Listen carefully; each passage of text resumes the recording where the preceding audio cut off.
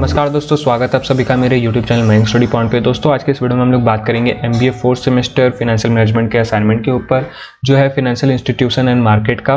दोस्तों ये जून साइकिल का असाइनमेंट है। जो लोग first, second, third, fourth semester में आप लोग को जून साइकिल का असाइनमेंट प्रिपेयर करना है।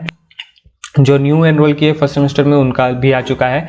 और अब बात करें फोर्थ सेमेस्टर की, तो फोर्थ सेमेस्टर में 5 असाइनमेंट्स आपको बनाने हैं और जिसमें से एक प्रोजेक्ट वर्क बनाना है जो 100 मार्क्स का है। प्रोजेक्ट वर्क का पूरा डिटेल वीडियो मैंने नीचे डिस्क्रिप्शन में उसका लिंक दे रखा है, उसके ऊपर मैंने बनाया है पूरा डिटेल वीडियो। आप लोग नहीं देखे तो वीडियो का लिंक नीचे डिस्क्रिप्शन में जरूर जाके देखिएगा, और या तो फिर आप लोग मेरे चैनल के रिसेंट वीडियो में जाके आप लोग प्रोजेक्ट वर्क का डिटेल वीडियो देख सकते हो। तो ये तो प्रोजेक्ट वर्क की बात हो गई। अब हम लोग असाइनमेंट पे फिर से आते हैं। तो असाइनमेंट बनाने से पहले आपको कुछ बातों को ध्यान में रखना है, जो NMIMS भी आपको कहता है कि इन चीज़ों को ध्यान में रखते हुए आपको अपने आंसर्स को लिखने हैं। पहला तो ये कि आप अपना असाइनमेंट 0% कॉपी फ्री बनाइए। आपके असाइनमेंट में 1% का भी कॉपी आता है तो आपको कॉपी केस का इशू फेस करने को मिल सकता है। आप अपना असाइनमेंट किसी को शेयर मत कीजिए, चाहे वो आपका बहुत अच्छा दोस्त ही क्यों ना हो और वो NMIMS में अगर पढ़ रहा हो तो मत कीजिए। और दूसरा कि आप अपने असाइनमेंट में किसी तरह का पिक्चर यूज़ मत कीजिए। अगर पिक्चर यूज़ कर रहे हो तो नॉन कॉपीराइट पिक्चर यूज़ कीजिए, वरना मत कीजिए। चौथा कि आप अपने असाइनमेंट में किसी भी तरह का लिंक शेयर मत कीजिए कि आपने आंसर यहाँ से देखकर लिखा है।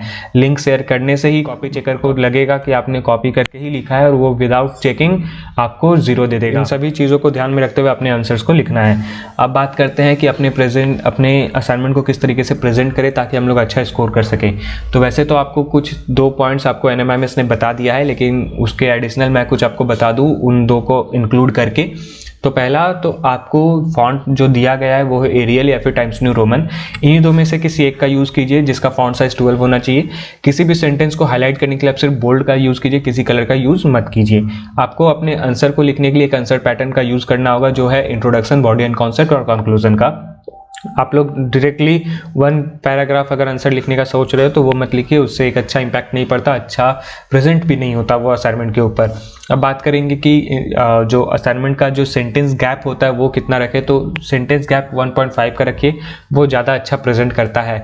अब बात करते हैं जो वर्ड लिमिट है उसका। वर्ड लिमिट का क्या करना है, तो वर्ड लिमिट में आप लोग 1000 के लिए आप लोग 900 वर्ड मिनिमम लिखिए, 1100 वर्ड मैक्सिमम लिखिए, और 500 के लिए 450 वर्ड मिनिमम लिखिए और 550 मैक्सिमम लिखिए। इससे ज़्यादा और इससे कम मत लिखिए, क्योंकि कम लिखने से आपको नंबर कम मिलेगा और ज़्यादा लिखने से आपको नंबर नहीं मिलेगा। तो आपको इन सभी चीज़ों को ध्यान में रखते हुए अपने आंसर्स को लिखनी है। तो ये सारी बातें हुई असाइनमेंट के ऊपर, कैसे बनाना है, क्या करना है, नहीं करना है। आप लोग कॉपी कर रहे हो तो कॉपी करके डायरेक्ट पेस्ट नहीं करना, आपको उसे लिखकर अपने उसे चेंज करना है, उसके वर्डिंग्स को कुछ चेंज करना है, उससे चेंज करते हुए आपके आंसर्स को लिखने हैं। डायरेक्ट कॉपी करके नहीं लिखना है। कुछ ऐसे भी लोग हैं जो आधा कंटेंट दूसरे साइड से लिखते हैं और आधा कंटेंट दूसरे साइड से लिखते हैं और उसे मिक्स करके अपना आंसर बना लेते हैं। वैसे नहीं चलेगा।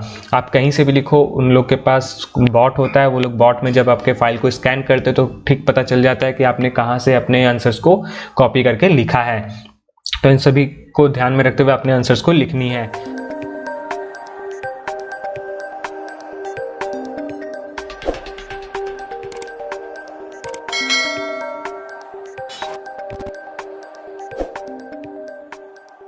दोस्तों क्वेश्चन नंबर यहाँ 1 ये है कि Ambe limited is one of the biggest players dealing in fitness machines in India. Ambe limited एक कंपनी है जो बिगेस्ट प्लेयर ऑफ इंडिया है, जो फिटनेस मशीन के ऊपर कारोबार करता है। अब ये क्या कर रहा है, the company now intends to launch a range of fitness food. अब ये जो कंपनी है फिटनेस मशीन के साथ साथ फिटनेस फूड का भी बिजनेस करना चाहता है और वो इस बिजनेस में आना चाहता है। और ये फूड जो फिटनेस कॉन्शियस लोग हैं उनके लिए ये बना रहा है बेसिकली। तो इसका प्लान है, ये जो अपने प्रोडक्ट्स को बेचेगा वो ई-कॉमर्स पोर्टल में यानी कि वेबसाइट्स के अंदर बेचेगा, जहाँ पे वो अपने ओपनिंग रिटेल आउटलेट्स भी लगाएगा, जहाँ से आप लोग वो प्रोडक्ट्स को खरीद सकते हो। So the management of the company is planning to raise further capital in the debt market. जो उस कंपनी का मैनेजमेंट है वो ये प्लान कर रहा है कि जो वो कैपिटल रेज करेगा उस प्रोडक्ट के लिए, बिजनेस को आगे बढ़ाने के लिए, बिजनेस करने के लिए, वो डेट मार्केट का यूज़ करके अपनी कैपिटल को रेज करेगा। एज अ फिनेंशियल एडवाइज़र, आप एक फिनेंशियल एडवाइज़र के तौर पे हायर किए गए हो, तो आपको वहाँ पे उस फर्म को ये एडवाइस करना है कि डेट मार्केट क्या होता है, डेट मार्केट के वेरियस टेक्निक्स क्या होते हैं और कौन सा टेक्निक उस कंपनी के लिए रेज करने के लिए सही होगा। ये चीज़ आपको बताना है डेट मार्केट के अंदर, और ये अम्बे लिमिटेड को आपको बताना है। तो दोस्तों यहाँ पे हमने 2 बुक्स का यूज़ किया जो आपके 3rd सेमेस्टर और 4th सेमेस्टर का बुक है। तो उन दोनों का यूज़ करके आप लोग आंसर्स को लिख सकते हो, या तो फिर आप लोग अगर एक्सटर्नल सोर्सेज का यूज़ करके आंसर को लिखना चाहते हो तो लिख सकते हो। मैं यहाँ पे ई बुक और हार्ड बुक दोनों का पेज रेफरेंस दे रखा हूँ। आप लोग चाहो तो ई बुक अगर यूज़ करो तो ई बुक का पेज रेफरेंस आपको लेफ्ट हैंड साइड में मिल रहा है और हार्ड बुक का राइट हैंड साइड में मिल रहा है।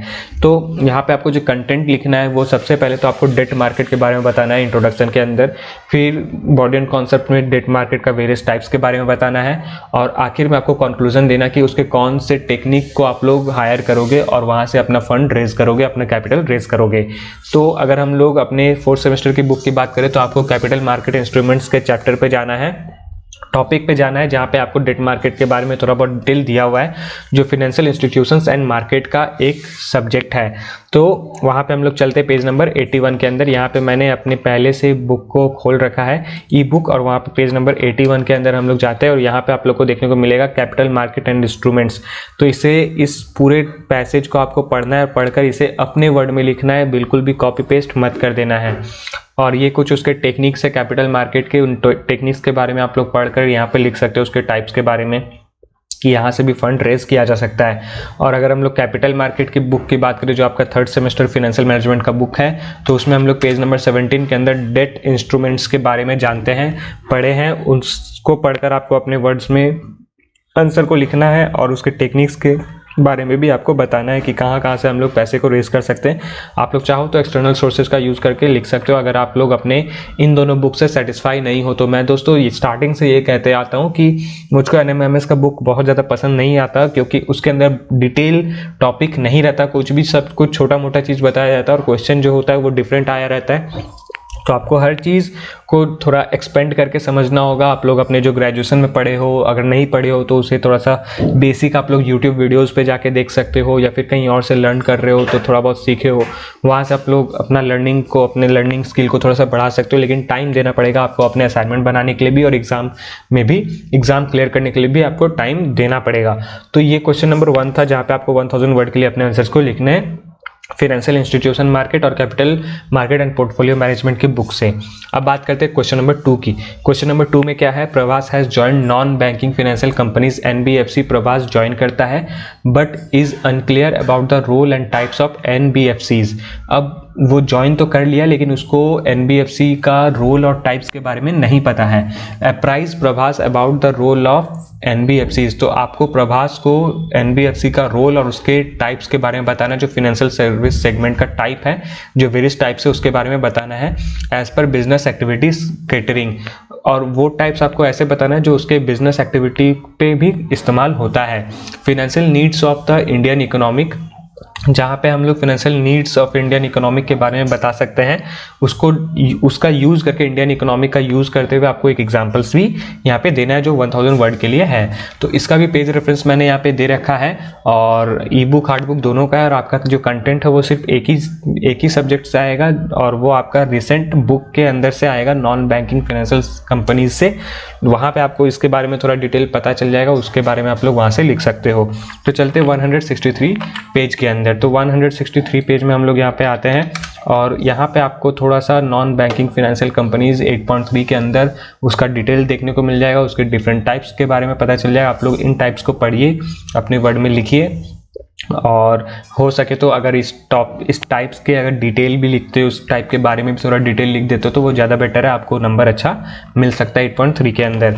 तो यहाँ पे आपका ये क्वेश्चन नंबर 2 एक बार फिर से सॉल्व हो जाता है। क्वेश्चन नंबर 1 सॉल्व हो गया, क्वेश्चन नंबर 2 सॉल्व हो गया।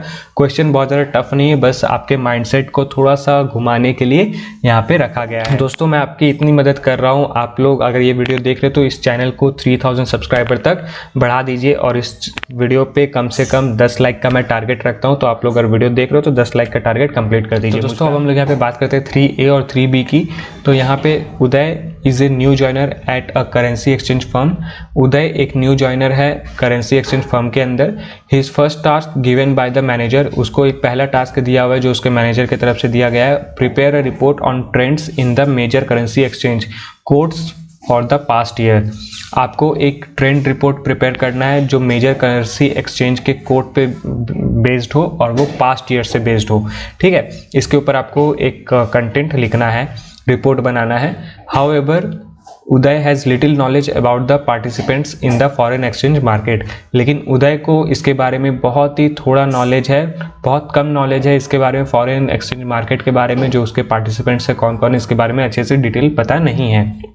तो आपको उदय को उसके बारे में बताना, उसके पार्टिसिपेंट्स के बारे में बताना है, फॉरेन एक्सचेंज मार्केट किस तरीके से काम करता है, और ये बताते हुए आपको ब्रीफली बताना है 500 वर्ड के लिए सक्सेसफुली एग्जीक्यूटिंग हिज टास्क, ताकि वो अपना टास्क को सक्सेसफुली एग्जीक्यूट कर सके।